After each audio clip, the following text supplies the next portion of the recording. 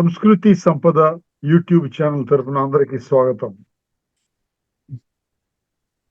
తెలుగు భాషాభివృద్ధి మార్గదర్శకాలు అనే శీర్షికలో తెలుగు భాష నైపుణ్యం అనే ఉపశీర్షికతో ధారావాహిక ప్రసంగం చేస్తున్నారు శ్రీ లోకనాథం గారు.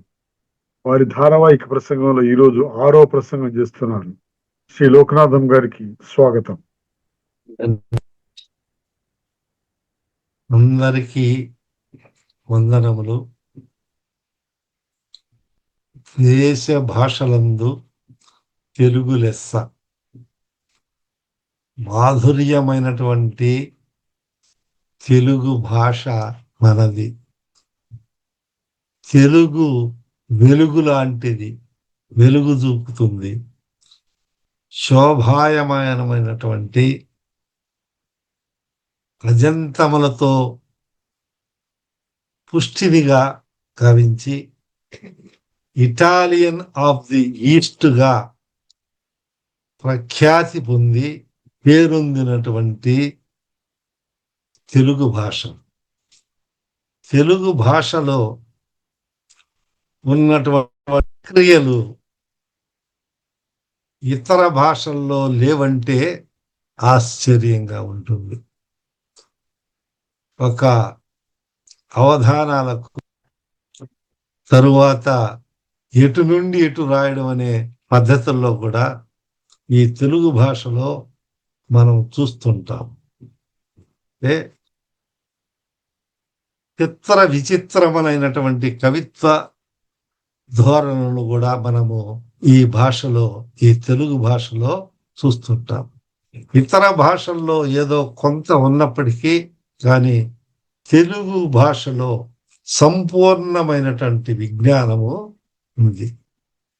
దాన్ని మనము తెలుసుకొని ఆ తెలుగు భాషకు పునర్వైభవము కల్పించాలనే ఉద్దేశంతో ఆచార్యులు బిట్టు వెంకటేశ్వర్లు గారు ఈ మన సంస్కృతి సంపద, ఈ భాషా సంపద, దీనిని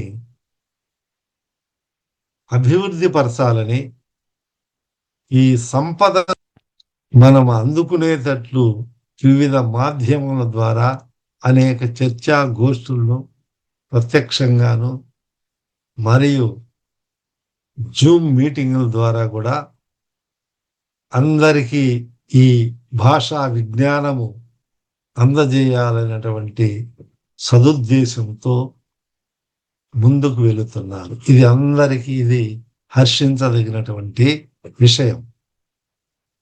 మరి ఎందువల్లనంటే ఈ తెలుగు మీడియం అనేది ఎప్పుడైతే పాఠశాలల్లో తొలగించారో, తీసివేయబడినదో, ఇతర భాషలకు, విదేశీ భాషలకు ప్రాముఖ్యత ఇచ్చుతున్నారో, దీనిని కాపాడవలసినటువంటి బాధ్యత తల్లిదండ్రుల మీద ఉంది, సమాజ సభ్యుల మీద ఉంది, ప్రతి ఒక్క తెలుగు వారి మీద ఉంది. అంటే ఇది నిర్వివాదాంశం.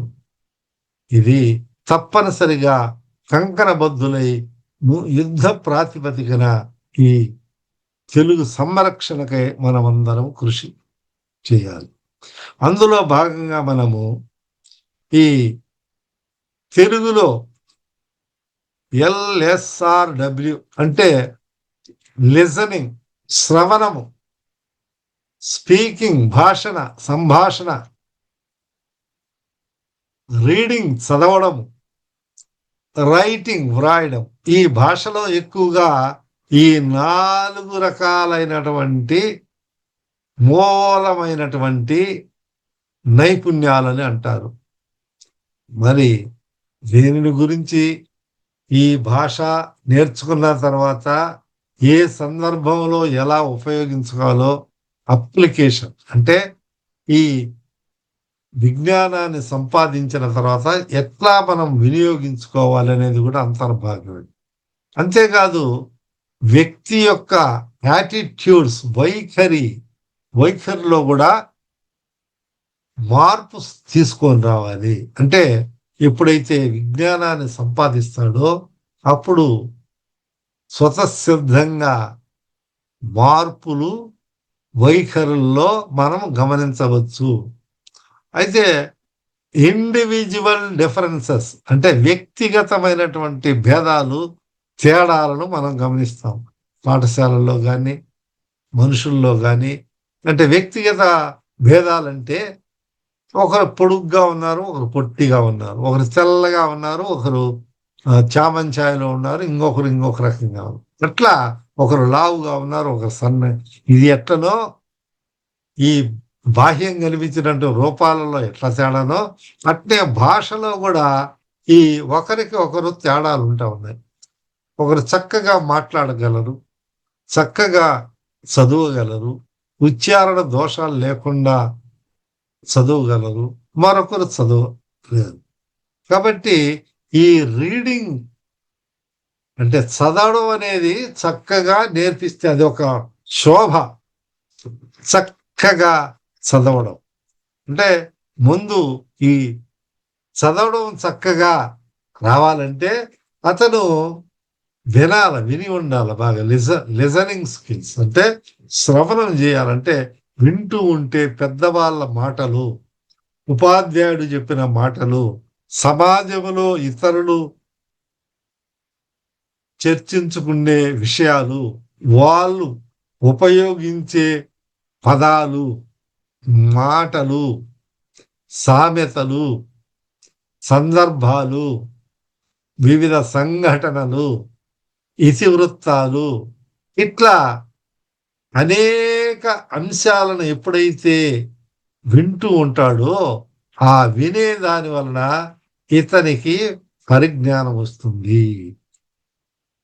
విన్నాడు, తల్లి చెప్పిన మాటలు వింటూ వింటూ చూసి వింటూ ఉన్నప్పుడు 1, 2 మాటలు మాట్లాడుతా ఉంది. అది ఎట్లా కలిగినాడు? ఎవరు చదువు చెప్పాల పిల్లవానికి, వినంగా వినంగా వినంగా అదే అతనికి వంట పట్టింది. కాబట్టి మొట్టమొదట శ్రవణం చేయాలి. ఇప్పుడు ఉపన్యాసకుడు చెప్తా ఉంటాడు. ఆ ఉపన్యాసకుడు చెప్పినటువంటి విన్నప్పుడు ఎన్నో విషయాలు తెలుసుకుంటాడు. ఒక గురువు చెప్పినటువంటి విషయాలు 100 పుస్తకాలు చదివితే ఎంత జ్ఞానం వస్తుందో ఒకసారి ఒక గురువు గొప్పవాళ్ళు చెప్పినటువంటి మాటలు వినడం ద్వారానే లభిస్తుంది అని చెప్తారు పెద్దవాళ్ళు. చూచితరా? అంటే అతను అన్ని గ్రంథాలలో ఉన్నటువంటి సారాన్నంతా తీసుకొని చెప్పగలుగుతాడు.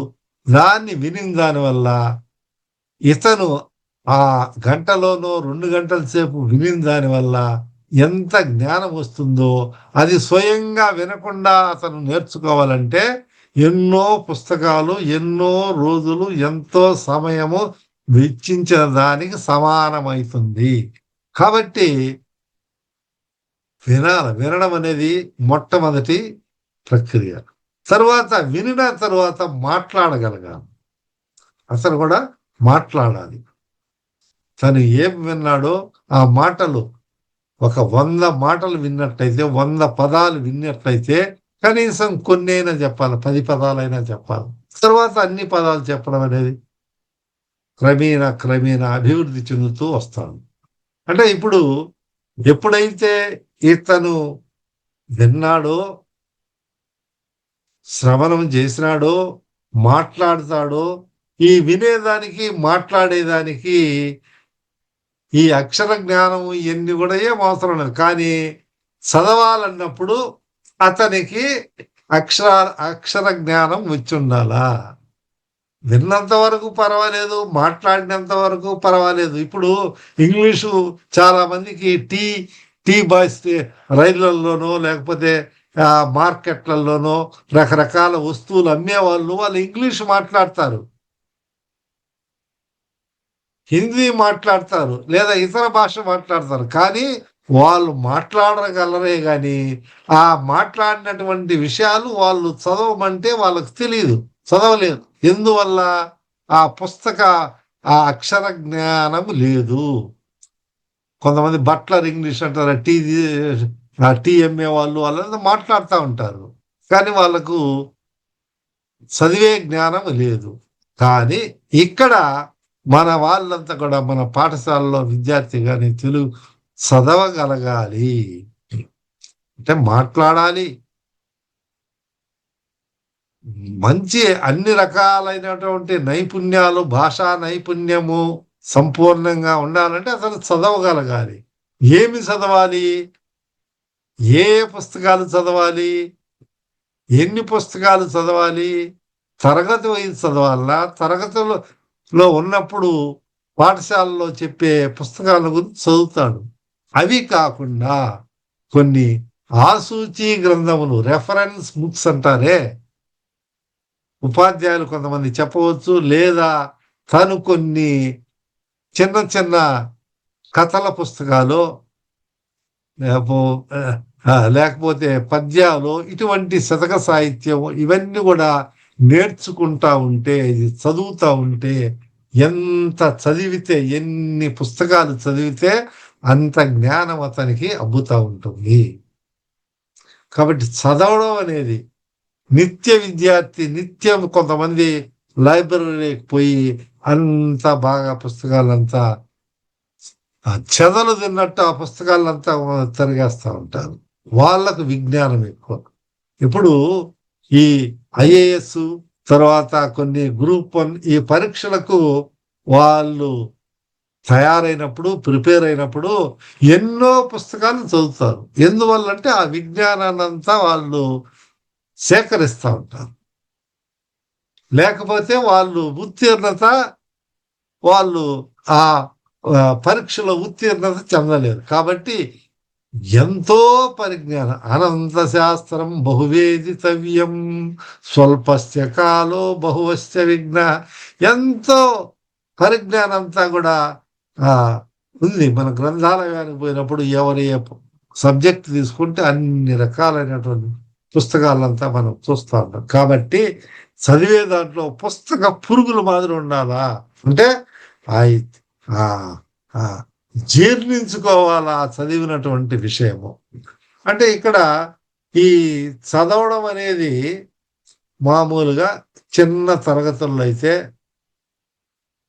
లౌడ్ రీడింగ్, అంటే ఈ పఠనం అనేది బాహ్య పఠనంగా, లేకపోతే అందరికి వినిపించేటట్టుగా గట్టిగా చదువుతూ ఉంటారు. లౌడ్ స్పీకింగ్ అంటారే, ఆ వాళ్ళు మానసికంగా చదివే చిన్న వయసులో, చిన్నప్పుడు అంత అలవాడదు. మొట్టమొదట గట్టిగా చదవాల్సిందే, అంటే శబ్ద అన్ని విన్నట్టు. కానీ అట్లా చదివాడు అనుకో, ఇప్పుడు ఏదో ఎలిమెంటరీ స్కూల్లో అట్లా చదివినాడు, కానీ అక్కడ కూడా ఇప్పుడు సైలెంట్ రీడింగ్, అంటే నిశ్శబ్దంగా. ఇది ఎట్లండి నిశ్శబ్దంగా అంటే, మరి ఉపాంశువుగా, అంటే పెదవులు కలుగుతా కొంతమంది చదువుతూ ఉంటారు. మనం నువ్వు గట్టిగా చదవద్దు, లౌడ్ స్పీకర్ మాదిరి ఉండవద్దంటే, చిన్న పిల్లవాళ్ళు ఏంటంటే పెదాలు మాత్రం కదులుతా మళ్ళీ చదువుతూ ఉంటారు. అంటే వాడు గట్టిగా చదవద్దు అన్నాడు కదా, చిన్నగా చదివితే చాలు అని చెప్పేసి ఆ పెదవులు మాత్రం కదులుతూ ఉంటాయి, పుస్తకంలో పేజీలంతా తిప్పుతూ ఉంటాడు. అది ఒక మధ్యస్థం అనుకోండి. కానీ సైలెంట్గా పుస్తకాలను, ఏ పుస్తకాలు పేజీలు తిప్పుతూ ఉంటాడే కానీ ఈ మనసు చూపు అటు ఇటు తిరుగుతుంది, కానీ ఈ శబ్దం రాకుండా చదివేది. అంటే స్వల్ప కాలంలో, తక్కువ సమయంలో ఎక్కువ పేజీలు లేకపోతే ఎక్కువ విషయాన్ని చదవగలరు. ఇది మనందరికీ తెలిసిన. అంటే లౌడ్ రీడింగ్లో ఎప్పుడైతే శబ్దంతో చేస్తాడో అప్పుడు మీరు కొత్త భాషను పొందాలనుకున్నప్పుడు, భాషల గురించి ఆలోచించాలంటే ప్రధానంగా మీరు శ్రవణం చేయాలి, మాట్లాడాలి అని నేను చెప్పాను అనుకోండి.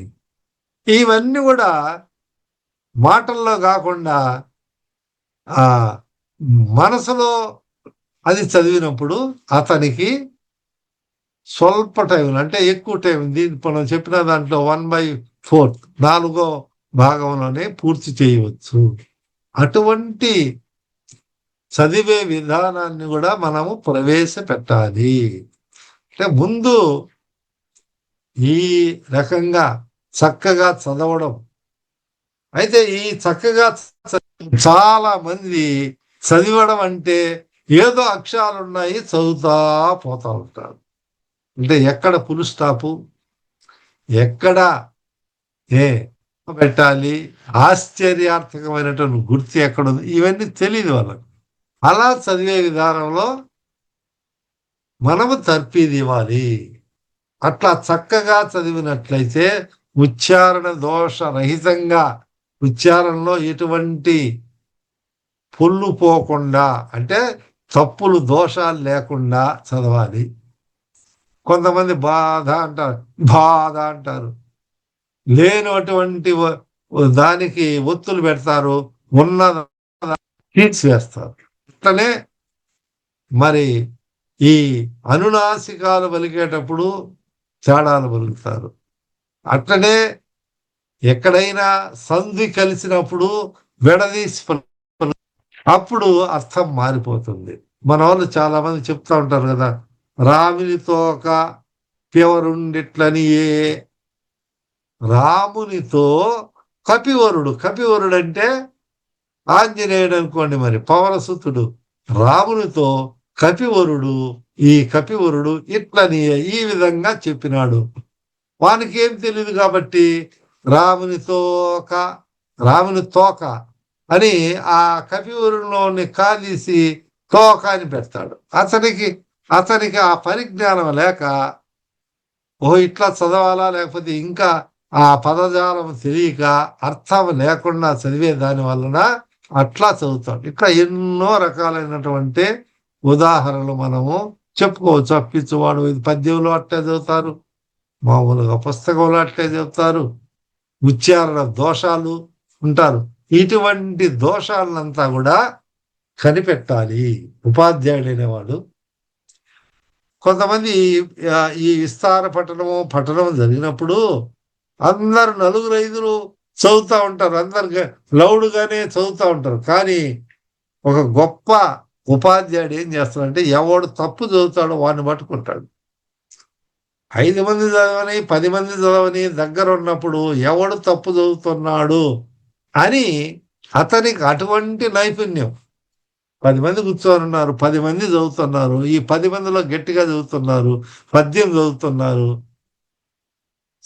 నిజమైనటువంటి గొప్ప గ్రేట్ టీచర్ అనే పిలవబడే వాళ్ళైతే ఆ 10 మందిలో ఎవడు చేశాడో అప్పుడు పట్టుకోగలడు. పట్టుకొని ఇంకోసారి చదువు అని అడుగుతాడు. అట్లా చదివినప్పుడు ఆ దోషాన్ని అక్కడికక్కడే సవరించడం అనేది చాలా ఉత్తమమైనటువంటి పద్ధతి. ఇందువల్ల ఇతను ఇదే విధంగా చదువుకుంటా పోతా ఉంటాడు అన్నమాట.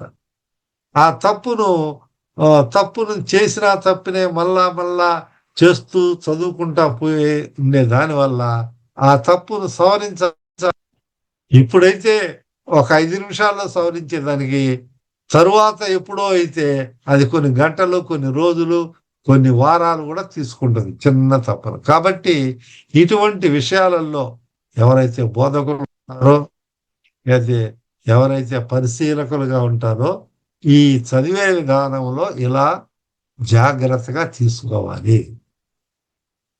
మళ్ళా తరువాత ఈ ఉచ్చారణ దోషాలు ఒక్కొక్కరి చేత చదివించడం అనేది కూడా మనం చూస్తూ ఉంటాం. ఒక్కొక్కరు నువ్వు చదువు, తరువాత ఒక పాఠం ఉంది, ఆ పాఠం ఉంటే ఆ పాఠాన్ని చదివించేటప్పుడు ఒక 4 విద్యార్థులు లేదా 10 మంది ఉన్నారు. ఒక పేరా ఒకరు చదవండి అని చెప్తాడు. ఈ పేరా చదివినప్పుడు తక్కిన పిల్లవాళ్ళు కూడా అందరూ దాన్ని గమనిస్తూ ఉన్నారు. ఎక్కడైతే దోషం వాటిల్లినదో, ఉచ్చారణ దోషం ఉందో అక్కడ ఉపాధ్యాయుడు సవరిస్తాడు.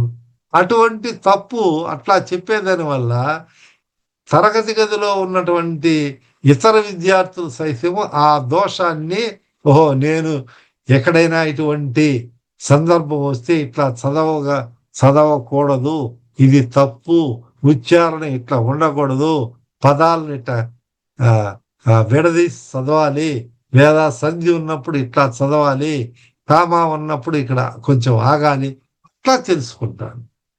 అందువల్ల ఒక్కొక్క ఒకరి చేత చదివించి ఇంకొకరి చేత ఇంకొకసారి చదివించే విధానాన్ని ప్రవేశపెట్టాలి. అట్లయితే పిల్లవాళ్ళకు ఒకే పిల్లవాడనేదే కాకుండా ఊరికి అవకాశం ఇచ్చినట్లు ఉంటుందని. మరి ఇంకొకటి ఏంటంటే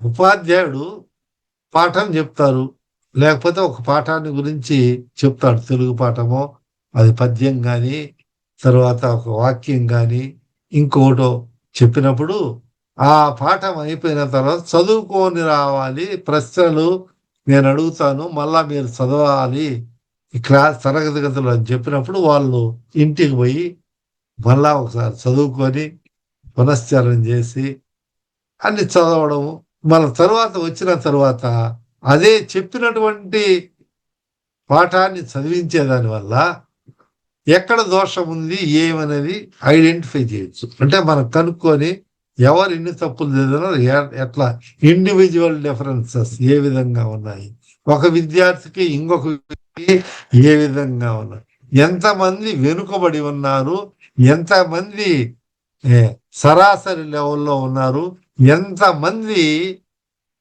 ఎక్కువ తెలివి తక్కువ దోషాలతో ఉన్నారు. అంటే ఈ యొక్క తరగతిలో ఒక 40 మంది ఉన్నప్పుడు కొంతమంది ఎక్కువ మంది యావరేజ్ లెవెల్లో ఉండవచ్చు, చాలా తప్పులు చేసేవాళ్ళు ఒక 4-5 ఉండవచ్చు.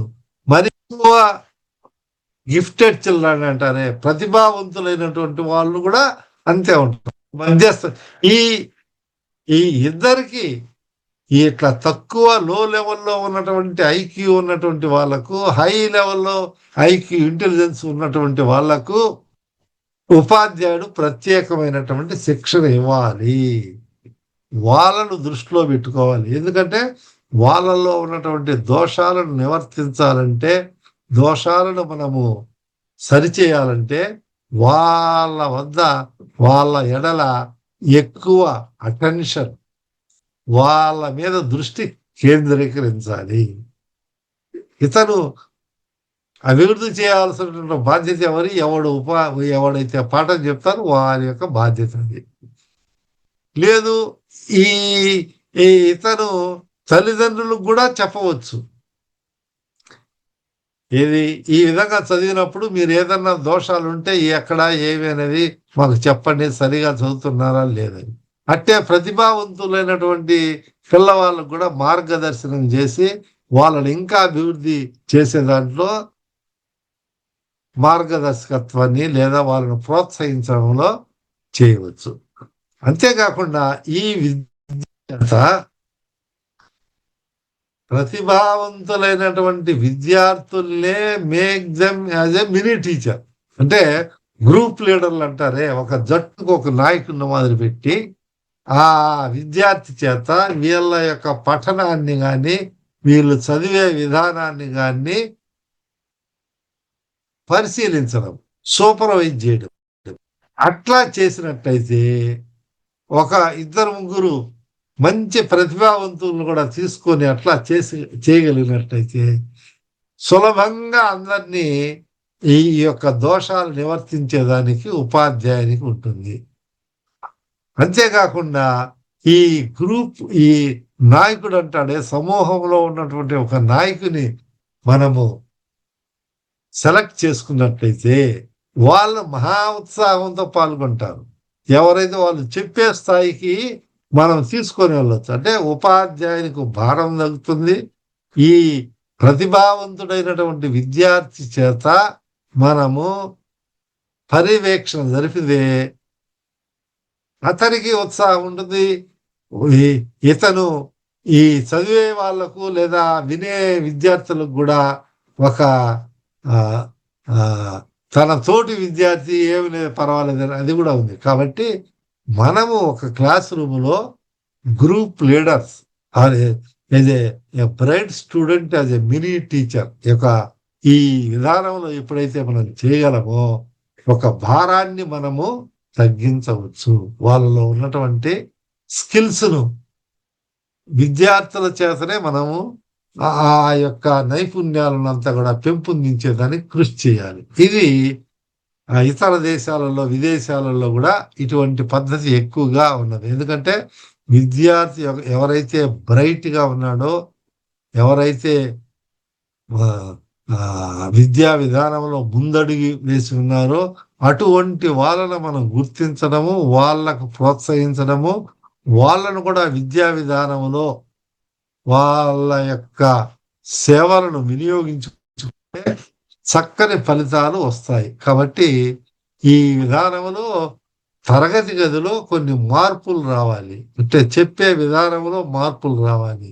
తర్వాత ఈ ఈ సూపర్విజన్‌లో రావాలి. అట్లా కొన్ని ఆహ్, వినూత్నమైనటువంటి పద్ధతులను కూడా మనము ప్రవేశపెట్టినట్లయితే చక్కగా కొంత సఫలీకృతము చెందేదానికి ఆస్కారం ఉంది. కాబట్టి ఇటువంటి విషయాలలో ఉపాధ్యాయులు గాని, లేదా ఉపాధ్యాయులే ఒక వాలంటీర్ గాని, ఒక సూపర్వైజర్ గాని, తల్లిదండ్రులు గాని, ఎవరైనా సరే, ఎవరైతే విద్యార్థులకు విధి చెప్తున్నారో అటువంటి వాళ్ళు ఇటువంటి విషయాలనంతా ఒక మన మనసులో పెట్టుకొని నేర్పించినట్లయితే మంచి సత్ఫలితాలు రాగలవని ఆశిస్తున్నాను. మనం అందరం కూడా ఆ విధంగా కృషి చేయాలని నేను సవినయంగా విన్నవించుకుంటున్నాను. ధన్యవాదం. భాషా నైపుణ్యం అని శీర్షికతో తెలుగు భాషలో నైపుణ్యాన్ని ఎట్లా పెంచుకోవాలో విశ్లేషణాత్మకంగా వివరించిన శ్రీ లోకనాథం గారికి ధన్యవాదాలు. ధన్యవాదాలు సార్.